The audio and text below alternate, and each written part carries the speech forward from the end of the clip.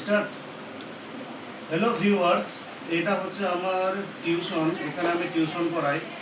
এর নাম হচ্ছে মতাহার। একে আমি এখন কিছু প্রশ্ন করব। একে কিছু আমার জিজ্ঞাসা করার আছে। তোর নাম কি বল?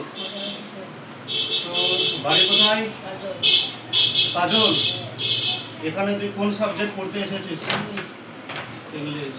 আচ্ছা, তুই ইংলিশ পড়তে এসেছিস। তোর ইংলিশের সেকেন্ড সামেটিভের তোর ফার্স্ট সামেটিভের পরীক্ষা হয়েছে? তোর স্কুল কোথায়? তুই কোন স্কুলে পড়িস? Hatiya high school. মতাহার বলছে ও হাতিয়া হাই স্কুলে পড়ে।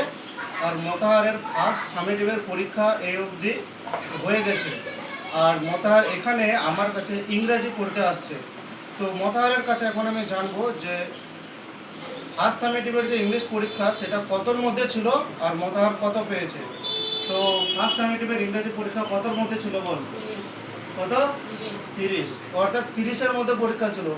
এবার কত পেয়েছিস সেটা জানবো। বল কত পেয়েছিস? 26। একটু ক্যামেরার দিকে তাকাই বল। ও বলছে 26 পেয়েছে, 26। ঠিক আছে। তো সেকেন্ড সামেটিভের জন্য ভালো করে প্রস্তুত নিচ্ছিস তো মতাহার? হ্যাঁ। তো সেকেন্ড সামেটিভে তুই কত টার্গেট রাখছিস যে 50-এর মধ্যে কত পাবি? 48। মতাহার আশা করছে যে ও আরও কঠোর পরিশ্রম করবে।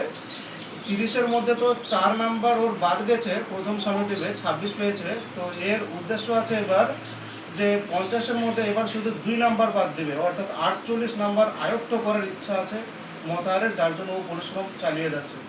ঠিক আছে, ভিডিওটি ভালো লাগলে ব্যাস লাইক করে দিও। আরে